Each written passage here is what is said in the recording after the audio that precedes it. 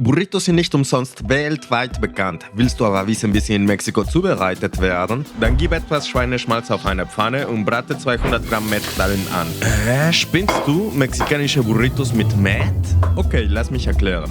An sich würde man in Mexiko eher Chorizo dafür verwenden, aber die mexikanische Chorizo ist anders als die spanische. Die mexikanische Sorte ist eher eine würzige, etwas fettigere Hackfleischwurst, während der spanischen Chorizo eher eine getrocknete und gepockelte Wurst ist. Die Sache ist aber, dass man mexikanische Chorizo in Deutschland nirgendwo finden kann. Und für einen echten Burrito würde ich auf gar keinen Fall spanische Chorizo verwenden. Und nicht, weil ich etwas dagegen hätte, es passt einfach nicht dazu. Aber keine Sorge, ich zeige dir sofort, wie du am besten mexikanische Chorizo durch Met, Schweineschmalz und eine Gewürzmischung ersetzen kannst. Fangen wir an mit der Gewürzmischung, denn in Mexiko ist Chorizo deutlich würziger als die spanische Variante.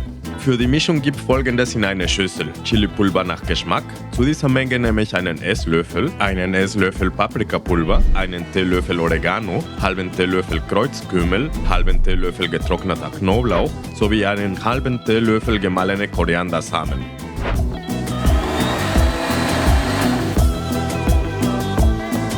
Dazu gebe ich auch eine Prise Zimt und zu allerletzt eine Prise Nelke.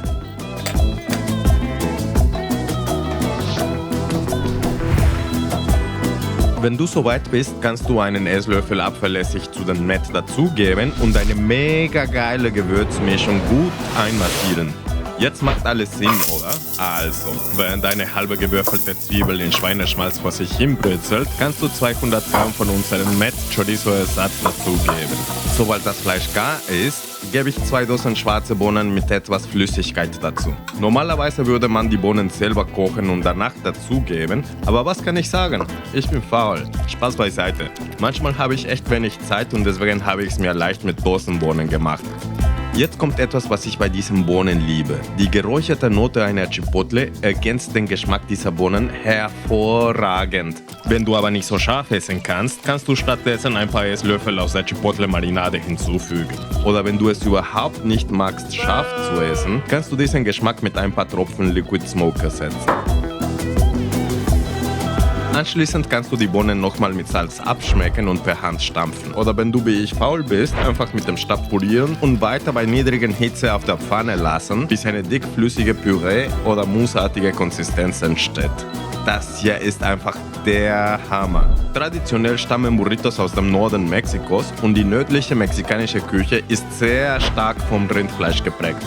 In Mexiko verwendet man öfters Skirt Steak für einen Burrito, aber in Deutschland bekommt man das nicht überall. Wenn du also kein Skirt Steak hast, nimm einfach das, was dir schmeckt. Ich koche auch ohne Arrachera hier. Ich habe hier einen schönen Steak einfach mit Salz und Pfeffer gewürzt und brate es von jeder Seite in Butterschmalz scharf an.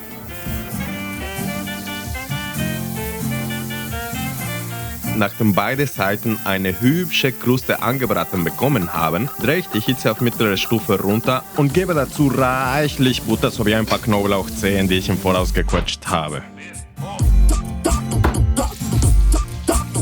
Wenn die Butter geschmolzen ist, kannst du das Steak damit begießen sowie das Steak gelegentlich wenden. Je nachdem, wie du dein Steak magst, kannst du nach 3 bis 5 Minuten das Fleisch aus der Pfanne nehmen und wenn das Fleisch für mindestens 5 Minuten ruht, bereite ich schnell eine Guacamole zu. Ich denke aber, dass jeder weiß, wie man Guacamole macht. Ich skippe das also hier. Jetzt haben wir alles, was wir brauchen. Für unseren Burrito brauchen wir eine große Tortilla aus Weizenmehl. Aber lass mal das Fleisch schneiden, bevor wir anfangen.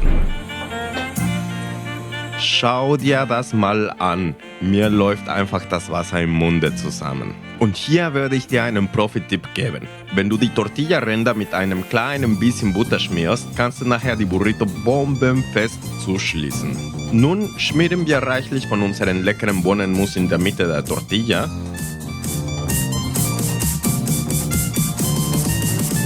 Drauf geben wir etwas Guacamole dazu. Und als nächstes gib großzügig geriebener Käse drauf. Um den Burrito zu schließen, klappe zuerst die beiden seitlichen Ränder an der Tortilla nach innen, bevor du die Tortilla zusammenrollst.